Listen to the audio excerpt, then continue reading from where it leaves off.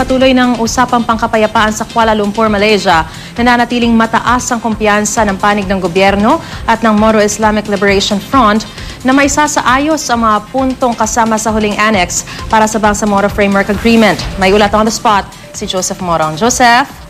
Yes, Maris, ika-4 na araw na ngayon ng usapang pangkapayapaan sa pagitan ng Moro Islamic Liberation Front o MILF at ang ating gobyerno. Kagabi ay late na sila natapos, no? Ayon dito kay MILF Chief Negotiator Mahaghir Iqbal, ay sinubok talaga nila na pinuhin na at tapusin yung at least 2 dokumento na tinatrabaho nila. Una, yung Annex on Normalization at saka yung Addendum on the Bangsamoro Waters.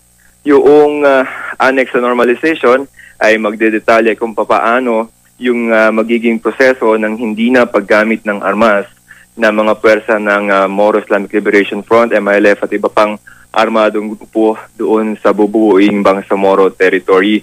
Yun namang addendum sa Bangsamoro Waters, yan ay bahagi noong power sharing pero naiwan yan noong Disyembre at inaasahan nila na sana ngayon ay magpipirma na ngayon.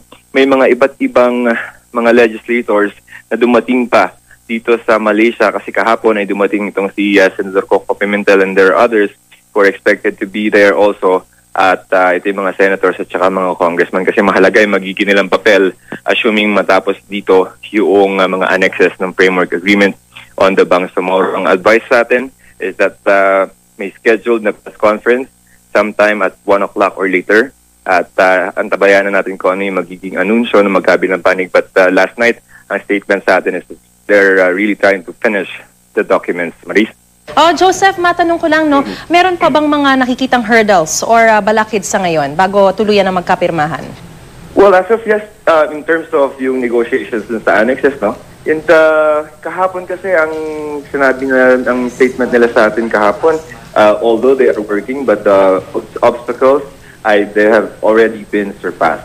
Okay. So, mukhang medyo, if it, sabi nga nitong si Chairman Iqbal, we are nearing the summit. So, ibig sabihin, medyo malapit na yung magiging outcome nitong peace talks dito sa Kuala Lumpur, Maris. Alright, maraming salamat, Joseph Morong.